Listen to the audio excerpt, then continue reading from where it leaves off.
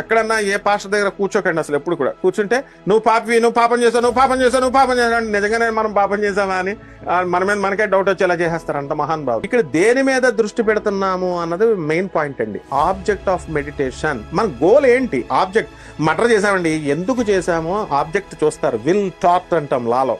అలా object of meditation ఏంటి అన్నాడు.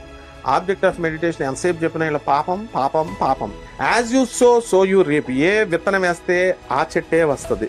ఈ యొక్క మర్రి విత్తనం వేస్తే మర్రి చెట్టు వస్తుంది, మామిడి చెట్టు రాదు. అలాగే యద్భావం తద్భవతి, ఏదైతే అనుకుంటామో అదే అవుతాం మనం.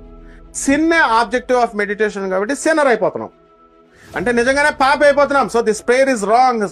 ఏంటి స్వామి అంటున్నావు? పాస్టర్ గాళ్ళ పక్కన కూర్చోకూడదా? కూర్చుంటే కూర్చున్న వారిని పాపి పాపి అంటారా? మరి పాపం చేసిన వాళ్ళని పాపి అనకపోతే పరిశుద్ధులు అంటారా ఏంటి? ఈ ప్రపంచంలో ఉన్న ప్రతి ఒక్కరూ పాపులే, నీతో సహా. మన యేసుక్రీస్తు వారే తన ప్రాణం ఇచ్చి మన పాపాన్ని తొలగించారు. ఇకపోతే నువ్వు చెప్పావే ఏం విత్తితే ఆ మొక్కే వస్తుంది అని, నీకంటే ముందే బైబిల్ ఎప్పుడో చెప్పిందిరా సన్నాసి. చూడు, గలతీలకు రాసిన పత్రిక 6వ అధ్యాయము 7వ వచనంలో, మోసపోకుడి, దేవుడు వెక్కిరింపబడడు, మనుష్యుడు ఏమి విత్తుతాడో ఆ పంటనే కోయును. మనం పాపం విత్తాం, కానీ పాపం అనే పంట కోయకూడదనే మనలో పాపం అనే విత్తనాన్ని తీయడానికి పరిశుద్ధుడు మనకై మరణించాడు. ఇకపోతే నీకు చిన్న సలహా, నువ్వు నీ దేవుళ్ళను పూజించకు. ఎందుకంటే మీ దేవుళ్ళలో పాపం చేయని దేవుడే లేడు. వాళ్ళను పూజిస్తే నువ్వు పాపివైపోతావు. ఆ కామపో అలవాట్లు నీకు వచ్చేస్తాయి. అర్థమైందా? ఇప్పుడు మునులు బాల దగ్గరికి వెళ్ళి వికృత శాస్త్రాలు చేస్తాడు, వాడు నగ్నంగా వెళ్తాడు, క్లియర్ గా ఉంటది అనమాట. వెళ్ళిన తర్వాత వికృత శాస్త్రాలు చేస్తాడు. చేసిన తర్వాత గమనించండి, చూడండి దిగంబరుడు నగ్నంగా అనమాట. ఆ శివుని లింగం వెంటనే కింద పడెను, క్లియర్ గా ఉంటది అనమాట. అంటే నగ్నంగా వెళ్ళి వికృత శాస్త్రాలు చేస్తే శివుడు యొక్క లింగం కట్ అయి పడిపోను కాక అని చెప్పి వాళ్ళు ఋషులు శపిస్తారు.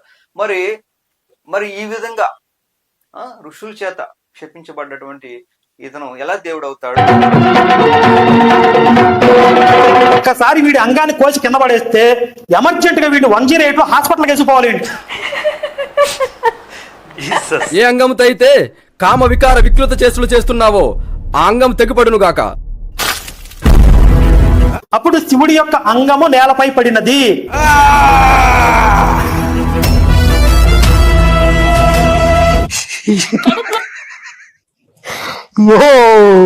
అప్పుడు పార్వతీమాత యోని రూపాన్ని ధరించి ఇంట్లో నేను ప్రతి అంగము, ప్రతి అవయవము, ప్రతి అణువు పరమ పవిత్రం, మాకు పూజనీయమే. మీకు అభిప్రాయం ఏంటి? ఎంత ఎలా అనిపించింది? ఎలా ఫీల్ అయ్యారు? అది నాకు ఒక బూతు లాగా అనిపించింది. ఆ దేవుళ్లకు దేవుళ్ళు కాదు చెప్పుకున్నా. దేవుడు అంటే మానభంగాలు చేయకూడదు. దేవుడు అంటే ఆడవాళ్ళు స్నానం చేస్తుంటే వాళ్ళ బట్టలు ఎత్తుకొని పోయి చెట్టు మీద కూర్చొని మీరు నగ్నంగా వచ్చి నీ 2 చేతులు ఎత్తి 2 చేతులతో నాకు దండం పెడితే మీకు బట్టలు ఇస్తానని చెప్పి అలాంటి క్యారెక్టర్ ఉండదు దేవుడికి. తర్వాత దేవుడు అంటే భర్త లేని సమయంలో ఇంట్లో పోయి లేదా భర్త రూపంలో పోయి ఆడవాళ్ళని మానభంగాలు చేయదు. దేవుడు అని అంటే అందమైనటువంటి కిన్నెరలోని మనుషులు, మానవులు, కిన్నెరలు, గంధర్వులు ఇలాంటి అన్ని జాతుల్లో ఉన్నటువంటి అందమైనటువంటి ఆడపిల్లలను తీసుకొని వాళ్ళకి తెలియకుండా వాళ్ళని ఒక చేతబడి చేసినట్టు సమ్మోహనంగా చేసి వాళ్ళని తీసుకెళ్లి వాళ్ళతో విచారం చేయడు. భార్య రాగానే భార్యను సిగ్గుతో తలంచుకోడు. ఇట్లాంటి మినిమం కామన్ సెన్స్ ఉన్నటువంటి విషయాలన్నీ కూడా ఆ తప్పులన్నీ చేసేటటువంటి వాళ్ళందరూ కూడా వాళ్ళని మనం దేవుడిగా ఎలా అంగీకరిస్తాం? ఈ రోజు చెప్తున్నానండి, ఎక్కడైనా సరే ఒక స్త్రీని మానభంగం చేసాడు ఒక వ్యక్తి అని అంటే ఆ వ్యక్తిని మనం ఎంత నీచంగా చూస్తాం. అలాంటి వాడిని చేసుకొచ్చి మనం ఇంట్లో పెట్టి పూజ చేసుకోం కదా. ఎవడైనా కానీ ఒక ఈ విధంగా ఘోరమైనటువంటి అక్రమాలు అన్యాయాలు చేసినటువంటి వాడిని మనం చీకొడతాం. మినిమం కామన్ సెన్స్ ఆలోచించినా కానీ ఆ క్యారెక్టర్లు అనేవి దేవుడిగా ఉండటానికి మనకి కనిపించలేదు కదా. పవిత్రత అనేది లేదు కదా, పరిశుద్ధత లేదు కదా. అంటే మనం పాపులు అని అన్ని గ్రంథాలు చెప్తున్నాం. మరి పాపుల్ని రక్షించాలి అని అంటే ఇంకో పాపి వల్ల కాదు కదా, పరిశుద్ధుడు కావాలి. కాబట్టి పరిశుద్ధుడు ఎవరు అని చెప్పి ఎదుగుతూ మొదలు పెట్టినప్పుడు మనకి శివుడి పెళ్లిలో బ్రహ్మ పార్వతి కాళ్ళు చూసి వీరింగాచుకున్న సందర్భాల్లో ఆ శివుడు కోపం వచ్చి ఆయన యొక్క తల తీసేస్తారు. ఆ తల పడిందే బ్రహ్మ కపాల క్షేత్రం అంట. అలాంటి తప్పు చేసినటువంటి బ్రహ్మ తల పడిపోతే అది క్షేత్రంగా, అదొక పుణ్యక్షేత్రంగా చేసుకున్నారు.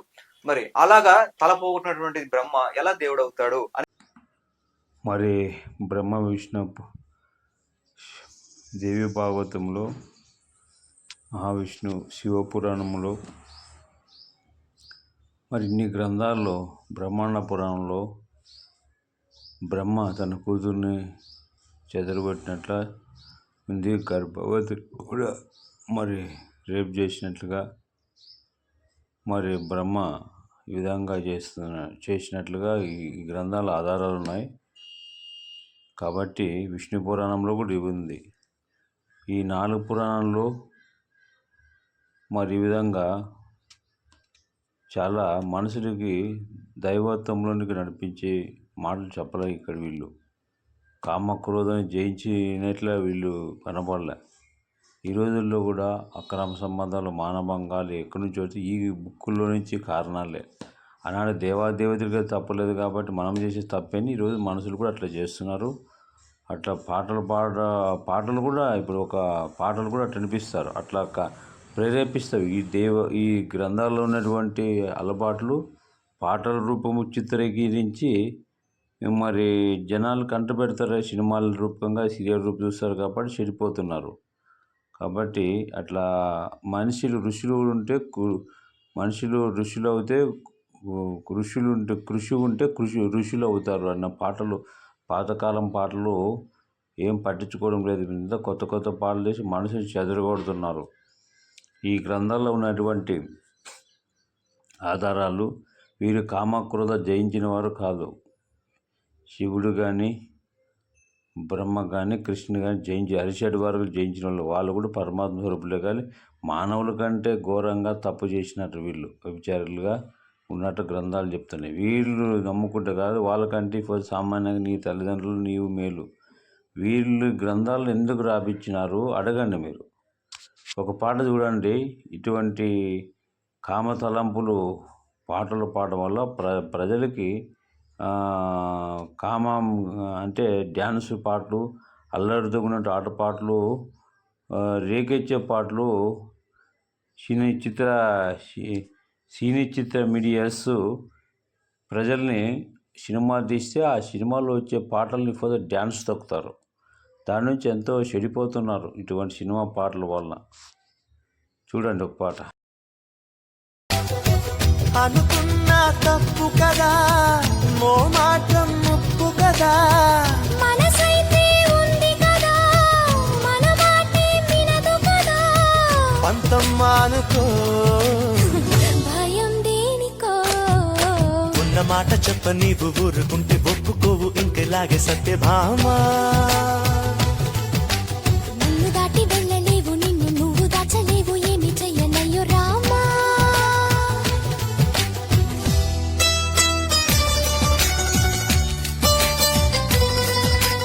చూశారు కదా ప్రియులరా, ఈ పాటల నుంచి ఎవరికి లాభం? కాబట్టి ఈ సినిమా పాటలు చూడాలో ప్రజలు చెడిపోతారు. దైవ కీర్తనలతో దైవ కీర్తనలు పాడటం లేదు. అంత అల్లరితో ఉన్న ఆట పాటలు, మనుషులకి చెడు మార్గం నడిపించే పాటలు ఇవి. కాబట్టి ఈ పాటలు పాడకుండా దేవుని కీర్తనలు, దైవ మార్గములు నడిపించే కీర్తనలు పాడాలని మనవి చేస్తున్నాను. చూశారు ఎంత వనాన్ని దేవదేవతలు తప్పలేదని చెప్పి ఇప్పుడు యవనస్తులు చెడిపోతున్నారు. దైవ మార్గంలో పెంచండి. ఒక ధర్మవేదుడు, భక్త కన్నప్ప, శబరి, గుడు, వాల్మీకి అడుగు మంచి అంబేద్కర్, జ్యోతిరావు పూలే మంచి అడుగుజాడలు నడవండి. ఎందుకంటే వాళ్ళు అయితే మంచి మానవతావాదులుగా ఉన్నట్లుగా కనబడుతుంది. ఈ సినిమాలు చూడడం వల్ల ప్రజల మైండ్ చెడిపోతుంది. దైవత్వంలో నడిపించే భక్తి మార్గం పాటలు పెట్టండి, వినిపించండి. మనుషులు కృషి ఉంటే కృషిలో అవుతారు, ఋషులు అవుతారన్న పాటలు వినిపించండి.